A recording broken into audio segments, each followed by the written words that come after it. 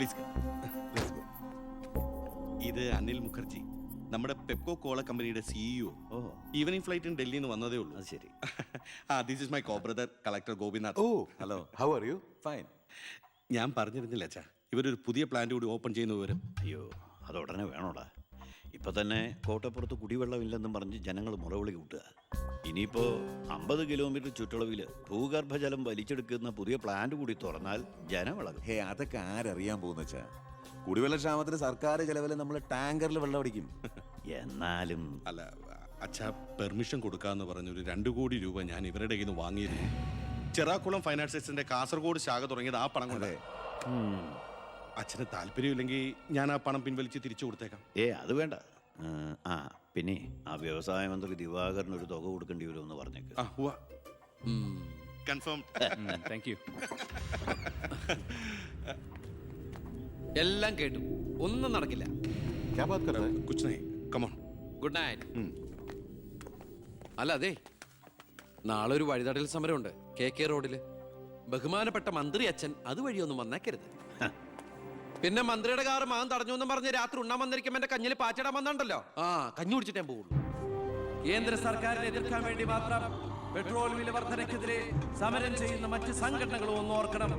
അവരുടെ സർക്കാർ ഭരിച്ചിരുന്നപ്പോഴും ഇവിടെ അടിക്കടി വില വർദ്ധിപ്പിച്ചിട്ടുണ്ടെന്ന് എന്ന് കരുതി കേന്ദ്ര സർക്കാരിനെ ന്യായീകരിക്കുകയല്ല ഞാൻ.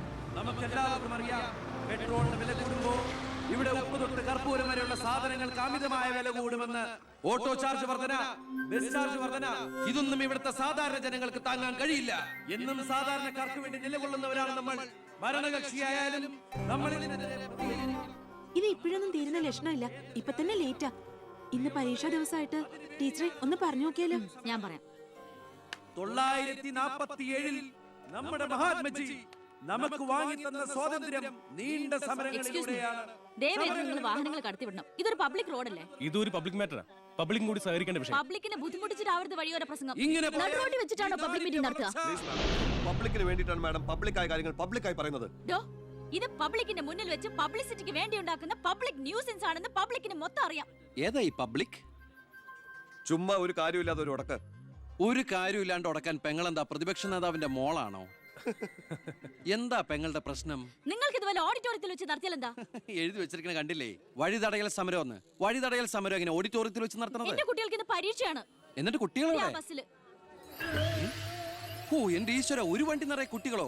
അല്ല അപ്പൊ കുട്ടികളുടെ അച്ഛൻ എന്താ പണി? ഇതൊക്കെ തന്നെയായിരിക്കും. അല്ലാതെന്താ? ചുമ്മാരിടാ. നാം ഒന്ന് നമുക്കൊന്നെന്ന് ഗവൺമെന്റ് പരസ്യം ചെയ്യുന്ന ഈ കേരള സംസ്ഥാനത്ത് ഒരു വണ്ടി നിറയെ കുട്ടികളുമായി വന്നിരിക്കുന്ന ഒരമ്മ നമുക്കിത് വാർത്തയാക്കണം. അതെന്റെ സ്കൂളിലെ കുട്ടികളാ. അയ്യോ, അത് ഞാൻ അറിഞ്ഞില്ലാട്ടാ. കൊച്ചുകുട്ടികളുടെ ഭാവി തകർത്തിട്ടാവരുത് നാട് നന്നാക്കല്. പെങ്ങൾ ഇപ്പൊ പറഞ്ഞത് ന്യായം. ഇന്നത്തെ കുട്ടികളാണ് നാളത്തെ പൗരന്മാർ. അവരാണ് ഇന്ത്യയെ നയിക്കേണ്ടവർ. ആ പൗരന്മാർക്ക് വേണ്ടി ആ വണ്ടി ഒന്നായിട്ട് കടത്തി വിടറാ. പെങ്ങളങ്ങോട്ട് പൊക്കോളൂ. അപ്പോൾ ഞാൻ പറഞ്ഞു നിർത്തിയ ഇതുപോലുള്ള സമരങ്ങൾക്ക് ജനപിന്തുണയുണ്ടാകണം. ഒറ്റക്കെട്ടായിട്ട് നിന്ന് പോരാടണം. പ്രിയപ്പെട്ട നാട്ടുകാരെ, ഞാൻ പറയുകയാണ്, ഞാൻ ചോദിച്ചു പോവുകയാണ്. പ്രിയപ്പെട്ട നാട്ടുകാരെ, ഞാൻ പറയുകയാണ്, ശ്രീമതി ഇന്ദിരാഗാന്ധി ഇവിടത്തെ പ്രധാനമന്ത്രിയായിരുന്നപ്പോൾ ഇവിടെ എന്തിന്റെ കുറവുണ്ടായിരുന്നു? ഞാൻ ചോദിക്കുകയാണ്. എന്താടി? അയ്യോ, ഇത് പിടിച്ച്. അതെ, നിങ്ങളെല്ലാരും ഇവിടെ ഇരി, ഞാനിപ്പോ വരാം. പിന്നെ കയറിക്കോ.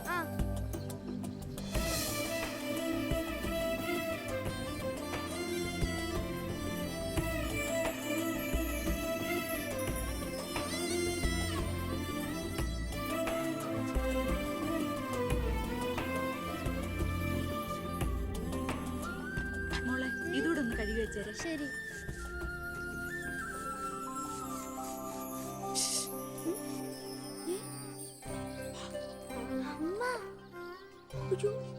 ഇനി മോള് പോയി പഠിച്ചോളൂ, അമ്മ കഴിക്കോളാം. ശരി.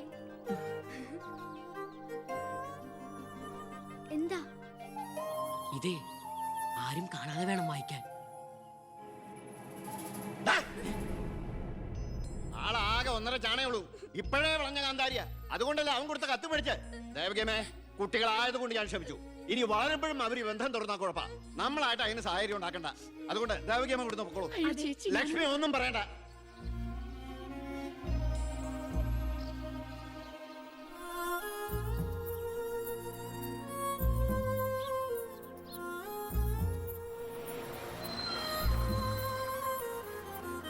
ടീച്ചറെ സ്കൂളെത്തി, ഇറങ്ങണ്ടേ?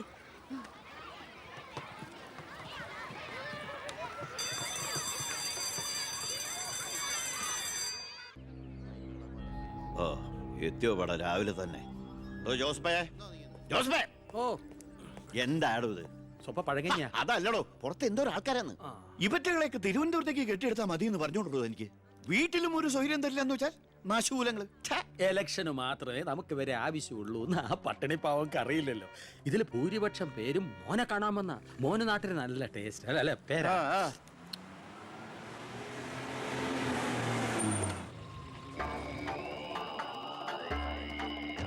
വെണ്ടർ ചാണ്ടിയല്ലേ വരുന്നത്?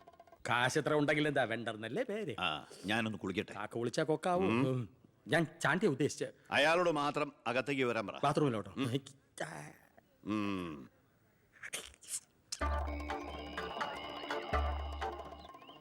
കാർഷിക കടമല്ലേ? അതെ. ജപ്തി ചെയ്യില്ല. ഗഡുക്കളായിട്ട് അടയ്ക്കാനുള്ള വഴിയൊക്കെ ഞാൻ ശരിയാക്കി തരാം. അമ്മ പോക്കോളൂ. ആ ഇതാരും ചാണ്ടിച്ചനോ? 5.5 പുതിയ കാറൊക്കെ വാങ്ങിച്ചിട്ടുണ്ടല്ലോ. കർത്താവ് തരുന്നു, ഞാനത് കൈനീട്ടി വാങ്ങിക്കുന്നു. ദുബായിക്കാരൻ ചെക്കനെ മരുമോനായിട്ട് കിട്ടിയതോടെ ചാണ്ടിയുടെ ശുക്രദശ തെളിഞ്ഞു. NRI മണിയല്ലേ ഒഴുകുന്നത്. കർത്താവ് അകത്തേക്ക് എല്ലാം പറഞ്ഞു. ഞാൻ പുറത്തുനിന്ന് വന്നോണ്ട് കാശുള്ളവനെ രാജാവിനെ മുഖം കാണിക്കാൻ പറ്റൂ. എനിക്കറിയില്ലായിരുന്നു മോളെ നിങ്ങൾ ആരായിരുന്നു എന്ന്. നിങ്ങൾ അന്ന് പോയതിനു ശേഷം ജോസഫ് ഒന്ന് പറഞ്ഞപ്പോഴാ ഞാൻ കാര്യങ്ങളൊക്കെ അറിഞ്ഞത്. അറിഞ്ഞപ്പോ എന്തുമാത്രം വിഷമിച്ചു എന്നോ. മോളോടും മോളുടെ അമ്മയോടും അറിഞ്ഞോ അറിയാതെയോ ഞാൻ മോശമായി പെരുമാറിയിട്ടുണ്ടെങ്കിൽ ഈ അമ്മയോട് ക്ഷമിക്കണം. എന്തിനാ അങ്ങനൊക്കെ പറയണേ? അമ്മ ഞങ്ങളോട് ഒരു തെറ്റും ചെയ്തിട്ടില്ല. അമ്മേ, ഒരു വണ്ടിക്കുട്ടികളുടെ അമ്മ അല്ല ടീച്ചർ. പെങ്ങളെന്താ ഇവിടെ? ഉണ്ണി, നിനക്ക് ഇവിടെ മനസ്സിലായോ? നമ്മുടെ വീട്ടിൽ പണിക്കുന്ന ദേവകിയുടെ മോള. ശാരി.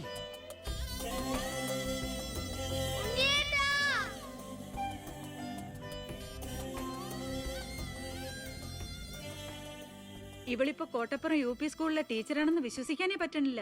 പണ്ട് പരീക്ഷയുടെ തലേന്ന് വരെ ഇവളെ കൊണ്ട് ഞാൻ പാത്രം കഴിച്ചിട്ടുണ്ട്. പാവം. സ്കൂളില് ടെമ്പററി വേക്കൻസിയാ. എനിക്ക് മനസ്സിലായില്ല. ടെമ്പററി എന്ന് പറഞ്ഞ 6 മാസത്തേക്ക്. അതല്ല, എനിക്ക് ഇന്നലെ കണ്ടിട്ട് മനസ്സിലായില്ല. പക്ഷെ എനിക്ക് കണ്ടപ്പോ തന്നെ മനസ്സിലായി. Law college union chairman, youth വിങ്ങിന്റെ ജില്ലാ സെക്രട്ടറി എന്നൊക്കെ പറഞ്ഞ് പത്രത്തിൽ ഇടയ്ക്കിടയ്ക്ക് ഫോട്ടോ വരാറുണ്ടല്ലോ. B. കൃഷ്ണകുമാർ. അല്ല, എന്താ ഇവിടെ ഇപ്പൊ ഇങ്ങനെ ഒരു സർപ്രൈസ് ആയിട്ട്? ഞാൻ മിനിസ്റ്റർ ഒന്ന് കാണാൻ വന്നതാ. ഞങ്ങളുടെ സ്കൂളിലും പരിസരത്തൊന്നും കുടിവെള്ളമില്ല. ഓ, അപ്പൊ കിണറാണ് ആവശ്യം. അതിന് അച്ഛൻ മതിയാവോ? അച്ഛനെല്ലാം കൊളാക്കിയാണ് ശീലം. ഇവൻ അച്ഛനെ കുറിച്ച് പറയാൻ കിട്ടുന്ന ഒരവസരവും പാഴാക്കില്ല. അത്രയ്ക്ക് ഒരുമയാ രണ്ടുപേരും തമ്മിൽ. എന്നിട്ട് കിണറിന്റെ പ്രശ്നമൊന്നുമല്ല. ഇവിടുത്തെ കോള കമ്പനി അടുത്തുള്ളതുകൊണ്ടാ സമീപ പ്രദേശങ്ങളിലൊന്നും വെള്ളമില്ലാത്തെന്ന് ആളുകൾ പറയുന്നത്. ഉള്ള വെള്ളത്തിലാണെങ്കിൽ വിഷാംശവും. ഇപ്പോ ഏതോ പുതിയ പ്ലാന്റ് കമ്പനിക്കാർ തുടങ്ങാൻ പോവാന്ന്. അതോടി വന്നാ ഈ നാട് കൊടും വരൾച്ചയിലായിരിക്കും. അതൊന്ന് തടയണം. ആ വർത്തമാനത്തിനിടയില് എന്റെ അമ്മ ആരോടോ പറഞ്ഞൊരു വെറുവാക്കിന്റെ പുറത്താ ഈ വീടും ഞങ്ങളും തമ്മിലുള്ള ബന്ധം നാട്ടുകാരറിഞ്ഞത്. അതോടെ എല്ലാരും ഒപ്പിട്ട് നിവേദനം കൊടുക്കേണ്ട ജോലി എന്റേതായി. കൂടെ വന്നവരവിടെ മുൻവശത്ത് നിൽക്കുന്നവര്. കയ്യില് കാശ് എത്രയുണ്ട്? കാശോ? എന്റെ അച്ഛനായതുകൊണ്ട് പുകഴ്ത്തി പറയല്ല. ഭയങ്കര അഴിമതി വീരനാ. കോള കമ്പനിക്കാർ കൊടുത്തതിനേക്കാൾ കൂടുതൽ കൊടുക്കാനുണ്ടെങ്കിൽ കാര്യം എളുപ്പമാവും. അനാവശ്യം പറയാതെടാ. മോളുടെ കാര്യം ഞാൻ പോയി ഇവന്റെ അച്ഛനോട് പറഞ്ഞിട്ട് വരാം. ശരി.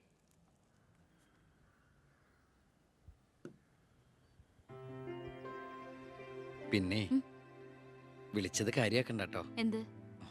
പെങ്ങളേന്ന്. ഓ അതിനെന്താ, അങ്ങനെ കണ്ടോളൂ. അയ്യോ, അങ്ങനെ കാണാൻ പറ്റില്ല. എനിക്ക് ഇപ്പൊ തന്നെ 3 പെങ്ങന്മാരുണ്ട്. ഇനി ഒരെണ്ണം കൂടി താങ്ങാനുള്ളൊരു കപ്പാസിറ്റി എനിക്കില്ല. അതുകൊണ്ട് തനിക്ക് തന്റെ പഴയ സ്റ്റാൻഡ് തന്നെ മതി. പഴയ സ്റ്റാൻഡോ? ആ, കുട്ടിക്കാലത്ത് ഞാനൊരു ലവ് ലെറ്ററിയും ഒരു കത്തി ഞാൻ തന്നില്ലേ. അന്നത് തമാശയായിട്ട് തോന്നിയെങ്കിലും പിന്നീട് ആ തമാശ എന്റെ കൂടെ വളർന്ന് വളർന്ന് ഇപ്പൊ നേരിട്ട് കണ്ടപ്പോ സീരിയസ് ആയി. അന്ന് ഞാൻ സീരിയസ് ആയിരുന്നു. പക്ഷേ ഞാൻ വളർന്നപ്പോ ആ സീരിയസ് എന്റെ കൂടെ വളർന്ന് വളർന്ന് ഇപ്പൊ നേരി കണ്ടപ്പോ തമാശയായി. അതെന്താ? എനിക്ക് ബുദ്ധി വെച്ചതാ. ഏയ് വെറുതെ ഒന്ന് പോടുന്നേ. ആ മോളെ, ഞാനവന്റെ അച്ഛനോട് പറഞ്ഞിട്ടുണ്ട്. അങ്ങോട്ട് ചെല്ലും, കാത്തിരിക്കുക അവിടെ. ശരി. അതെ, വെറുതെ എന്തിനാ? താൻ അങ്ങോട്ട് ചെല്ലുമ്പോ ഇപ്പൊ എന്താ ഉണ്ടാവണമെന്ന് വേണമെങ്കിൽ ഞാൻ പറഞ്ഞുതരാം. ഞാൻ അച്ഛൻ. ആ വരൂ വരൂ വരൂ. ലക്ഷ്മി പറഞ്ഞു ദേവകിയുടെ മോള് വന്നിട്ടുണ്ടെന്ന്. നീ അങ്ങ് വളർന്നു പോയല്ലോ. നിവേദനം എടുത്ത് കൊടുക്കുന്നു. എന്താ ഇത് നിവേദനം? ഓ, കുടിവെള്ള പ്രശ്നം ലക്ഷ്മി പറഞ്ഞു. തൊട്ടടുത്ത് പഞ്ചപുച്ഛമടക്കി നോക്കി നിൽക്കുന്ന 7 അടുത്ത് നിവേദനം കൊടുത്തുകൊണ്ട് ഡോ കാര്യങ്ങളൊക്കെ വിശദമായി പഠിച്ച് വേണ്ട നടപടികൾ ഉടനെ എടുത്തേക്കണം. PA. ഇതാരാന്നറിയോ? ദേവകിയുടെ മോളാ. അമ്മയ്ക്കൊക്കെ സുഖം തന്നെയല്ലേ? ആ എങ്കിൽ ഞാൻ ഇറങ്ങട്ടെ. 10 മുമ്പ് തിരുവനന്തപുരത്ത് എത്തണം. തൊട്ടുപിറകെ പോകുന്ന PA നിവേദനം ചുരുട്ടിക്കൂട്ടുന്നു. എന്തിനാ അച്ഛൻ ഇങ്ങനെ കളിയാക്കണേ? നന്നല്ല കേട്ടോ. എന്നാ വേഗം ചെല്ല് ചെല്ല്. ആ വരൂ വരൂ വരൂ.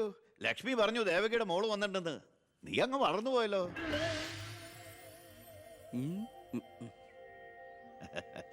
എന്താ ഇത്? നിവേദനോ? ഓ, കുടിവെള്ള പ്രശ്നം അല്ലേ? ലക്ഷ്മി പറഞ്ഞു ഡോ കാര്യങ്ങൾ വിശദമായി പഠിച്ച് വേണ്ട നടപടികൾ ഉടനെ എടുക്കാൻ പറഞ്ഞേക്കണം. ഇതാരാന്നറിയോ? ഇല്ല. നമ്മുടെ ദേവകിയുടെ മോളാ. ആന്നോ?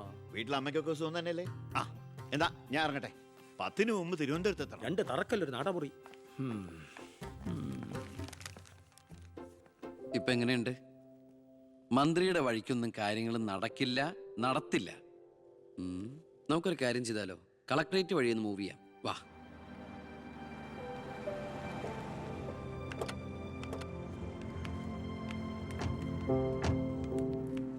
മീനൂട്ടിയാ, ഇത് കളക്ടറുടെ വൈഫ്.